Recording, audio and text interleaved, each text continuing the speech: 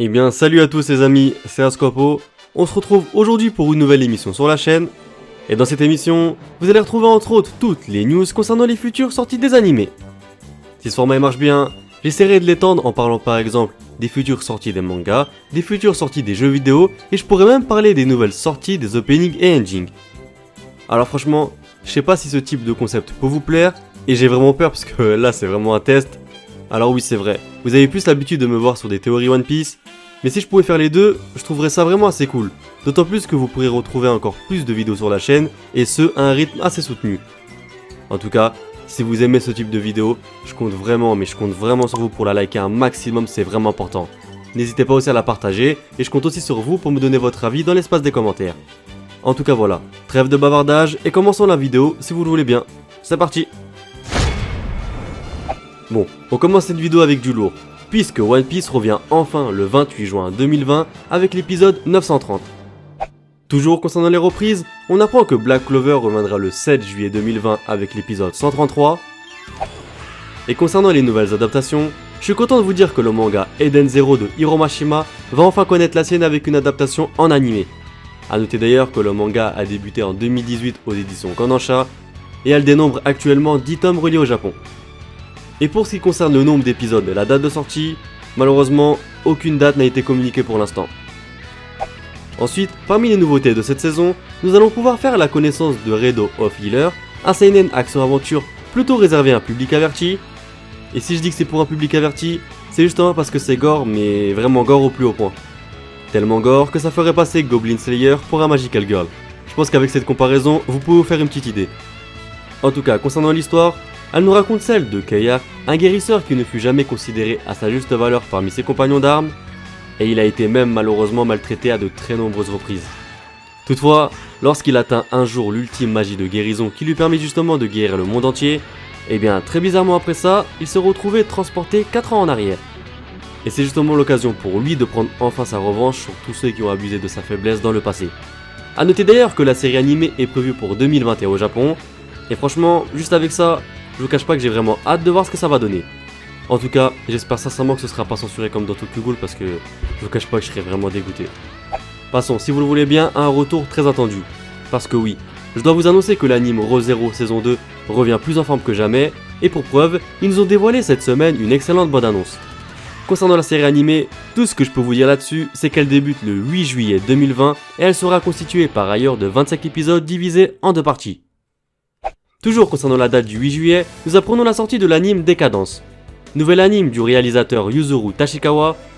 Et pour ceux qui ne sauraient pas qui c'est justement le réalisateur que nous avons pu découvrir dans Mob Psycho 100 ou Desperate par exemple.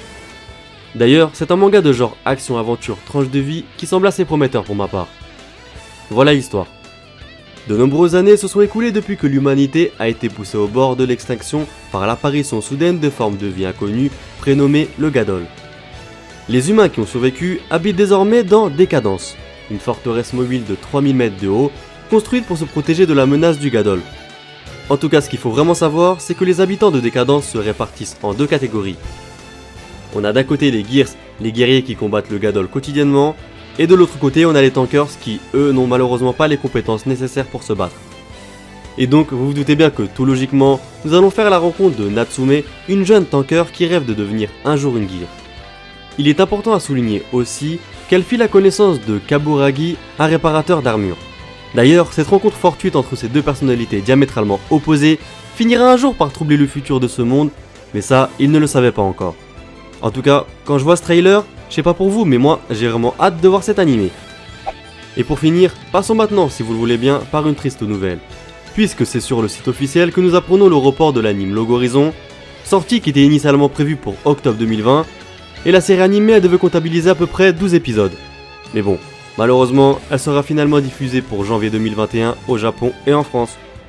Bon là, ne voyez pas de mauvaise transition, mais le site Variety a révélé l'adaptation en série live américaine du manga The Promised Neverland. Bien sûr, même si c'est un anime qui peut se prêter au format live action, j'ai tellement été déçu par les nombreuses adaptations live que maintenant je vous cache pas que je les regarde vraiment même plus. En tout cas, pour compléter cette information, je tiens à vous dire que c'est le réalisateur Rodney Rothman qui sera en charge du premier épisode, et du côté du scénario, nous retrouvons aussi Megan Malloy, que l'on a pu découvrir par exemple dans Spider-Man. Concernant la date de sortie, aucune date n'a été communiquée, et je vous cache pas, je vais pas chercher à savoir ça sort quand. Ensuite, j'ai pu découvrir sur le net une jolie bande-annonce de la saison 5 de Shogeki no Soma, et je vous conseille vraiment de la voir en entier parce que je la trouve vraiment bien. D'ailleurs, la série animée est prévue pour le 3 juillet 2020 au Japon et en France. En tout cas voilà, puisque cette vidéo est placée sous le signe des bonnes nouvelles, il est important pour moi de vous annoncer l'adaptation d'un manga qui est vraiment excellent. Eh bien oui, je dis ça car ce n'est que tout récemment que l'éditeur Kodansha a annoncé l'adaptation en anime du manga Tokyo Revenger. Un manga de genre shonen tranche de vie qui raconte l'histoire de Takemichi, un personnage de 26 ans qui a le sentiment d'avoir déjà raté sa vie.